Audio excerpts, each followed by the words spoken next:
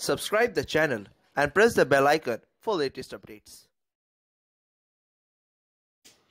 ক্যালকাটা ইউনিভার্সিটিতে philosophy honours বা general নিয়ে যারা পড়ছো তোমরা জানো যে তোমাদের যে প্রথম যে নতুন সিলেবাস হয়েছে সিসিএফ যে সিলেবাসটা হয়েছে সেই সিলেবাসে ফার্স্ট সেমিস্টার ওয়ানে রয়েছে ফান্ডামেন্টালস অফ ফিলসফি। তো এখানে যেহেতু নিউ সিলেবাস অনেকেরই বুঝতে অসুবিধা হচ্ছে, তো যাই হোক আমি তো তোমাদের একটা সাজেশান দিয়েছি। তো আজকে আমি সেই সাজেশান থেকে কিছু নোটস তোমাদের পিডিএফ আকারে দিয়ে দিচ্ছি। তোমরা সেই পিডিএফগুলো থেকে তোমরা তোমাদের মতন করে পড়াশোনা করো।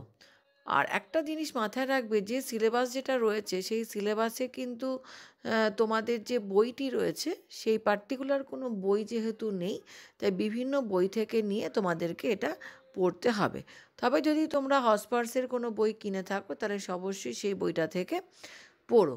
তো এখন দেখো, আমি যে তোমাদের সাজেশানগুলো দিয়েছিলাম সেই সাজেশানে তোমরা নিশ্চয়ই এতদিনে দেখে নিয়েছো সাজেশানে তোমাদের কি কি আছে। এর যে কোশ্চেনগুলো আমি দিয়েছিলাম, যেমন ধরো এই জ্ঞানের উৎপত্তি নিয়ে বিভিন্ন মতবাদ আছে।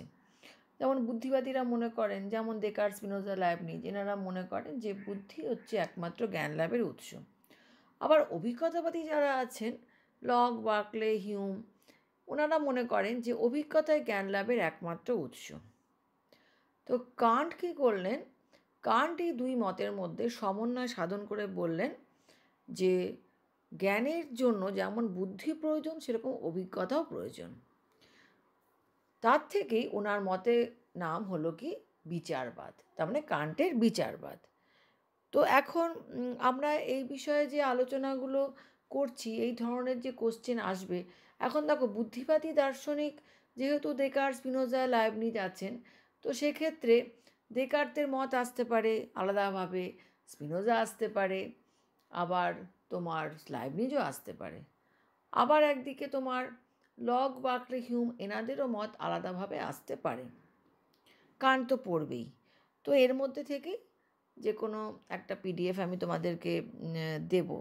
আবার ধরো কার্যকারণ যেটা রয়েছে, কার্যকারণ সম্পর্কে তো দুটো মত রয়েছে, আমি আগেও বলেছি এখনও বলছি, যে একটা হচ্ছে বুদ্ধিবাদীদের মত, যেটা হচ্ছে প্রসক্তি তত্ত্ব, প্রসক্তি সম্বন্ধ, দেখো আমি সাজেশানও দিয়েছি। আবার হচ্ছে কি সতত সংযোগ মত, ওটা হচ্ছে হিউমের। তাহলে এর মধ্যে থেকেও আমি যে কোনো একটা পিডিএফ তোমাদেরকে দিয়ে দেবো, তোমরা সেটা দেখে নেবে কোনটা দিয়েছি। তো তোমাদের যে জ্ঞানের ওপরে, মানে জানা বা বাচনিক জ্ঞান, এর ওপরে যদি কোনো মনে হয় যে হ্যাঁ এর ওপরেও কিছু দরকার আছে, তাহলে আমি জানা বা বাচনিক জ্ঞানের ওপরেও আমার মনে হলো এটাও একটা দিয়ে দেওয়া দরকার, তো এটাও আমি দিয়ে দেওয়ার চেষ্টা করছি। তো এই পিডিএফগুলো দিয়ে দিলাম, তোমরা এখান থেকে দেখো, তাহলে তোমরা পড়ো, এবং আশা করি পরে আমি আবার আরও কিছু তোমাদেরকে দেওয়ার চেষ্টা করব।